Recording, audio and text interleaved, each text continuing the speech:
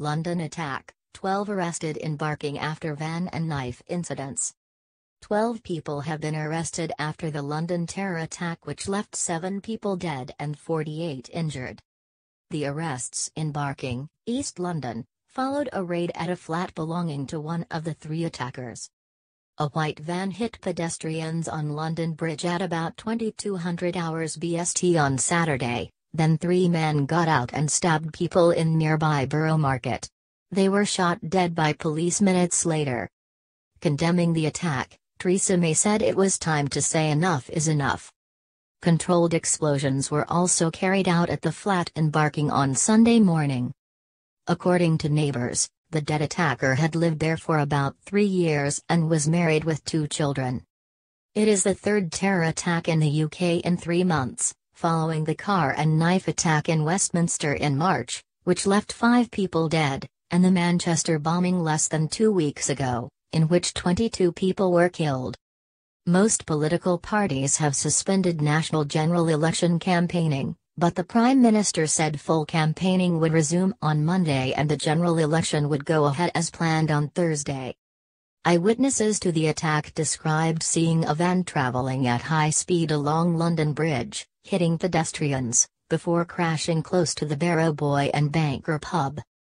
3 men then got out wearing fake bomb vests and began attacking people in the nearby market, an area known for its bars and restaurants, which were busy on a warm summer evening. 4 police officers who tried to stop the attack were among those injured, 2 of them seriously. One of them was an off-duty officer and amateur rugby player who tackled one of the terrorists, suffering stab wounds.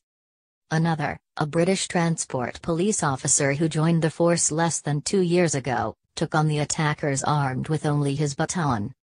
Metropolitan Police Commissioner Cressida Dick praised their extraordinary bravery. The 3 suspects were eventually shot dead within 8 minutes of the first 999 call being received. Among the main developments, more than 80 medics were sent to the scene. The injured, some of them in critical condition, are being treated in 5 London hospitals.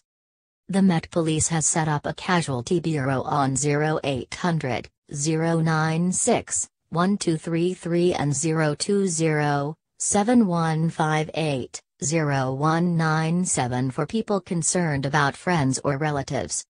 2 Australian citizens have been directly impacted, says the country's Prime Minister Malcolm Turnbull.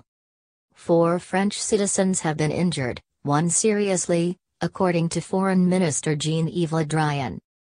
BBC reporter Holly Jones, who was on the bridge, said the van was probably travelling at about 50 miles an hour and hit 5 or 6 people. According to another witness, Eric, the men inside jumped out once the van crashed and ran towards the people that they nearly ran over.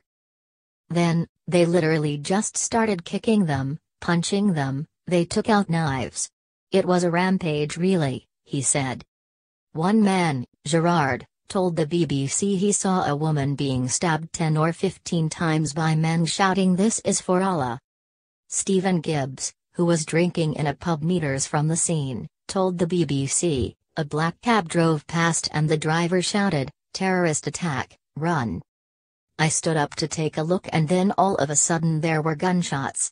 Lots of people were screaming. Hundreds of people were left stranded after being unable to return to their homes and hotels. As with the Manchester attack, there were stories of Londoners coming to each other's aid, offering free taxi rides, free accommodation or just the opportunity to call friends and family, many using the hashtag on social media #SoFaForLondon. Speaking in Downing Street after a meeting of the government's Emergency Cobra Committee, the Prime Minister said the country cannot and must not pretend that things can continue as they are. "We believe we are experiencing a new trend in the threat we face as terrorism breeds terrorism," she said. Mrs May said the counter-terrorism strategy would be reviewed and the UK would work with other countries to prevent the internet being a safe space for terrorists. She said there was too much tolerance of extremism in our country and while it would involve some difficult and embarrassing conversations, that must change.